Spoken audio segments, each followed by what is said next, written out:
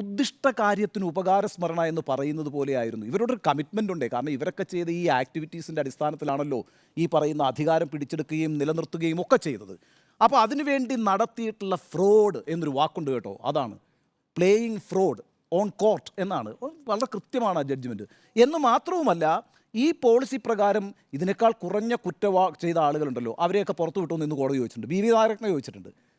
ഇത് പറയുന്നത് കൊലപാതകം, ഗാങ് റേപ്പ്, കൂട്ടബലാത്സംഗം, പിഞ്ച് കുഞ്ഞിനെ അടക്കമുള്ള കൊലപാതകം, ഇത്രയും കാര്യങ്ങൾ ചെയ്ത് ഈ 11 പേരെ പുറത്താക്കുമ്പോൾ ഇതിനേക്കാൾ കുറച്ച് ക്രൈമൊക്കെ ചെയ്തിട്ടുള്ള ആളിലേക്ക് നിങ്ങൾ പുറത്താക്കിയിട്ടില്ലേ എന്ന് ചോദിച്ചപ്പോൾ എസ് വി രാജുവിൻ്റെ ഒരു മറുപടിയുണ്ട്. ഈ പറയുന്ന റിഫർമേഷന് ഒരു സാധ്യതയുണ്ടെങ്കിൽ അത് കൊടുക്കണം, ആളുകൾക്ക് മാറാൻ കഴിയുമെങ്കിൽ അതിനൊരു അവസരം കൊടുക്കണം എന്ന് പറയുമ്പോൾ അതിനെയും കോടതി കളിയാക്കുന്നുണ്ട്. അങ്ങനെയാണ് എങ്കിൽ നമുക്ക് എല്ലാവരെയും അങ്ങനെ ഒരു റിഫോർമേഷൻ പോസിബിലിറ്റി ഉണ്ടെങ്കിൽ എല്ലാവർക്കും നമ്മളങ്ങനെ അവസരം കൊടുക്കേണ്ടതല്ലേ? കുറച്ചു പേർക്ക് മാത്രം കൊടുത്താൽ മതിയോ? വീട്ടിലിരുന്നു കൊണ്ട് പേഴ്സണൽ ട്രെയിനറുടെ സഹായത്തോടെ വാട്സ്ആപ്പ് വഴി ഇംഗ്ലീഷ് പഠിക്കാം. English cafe.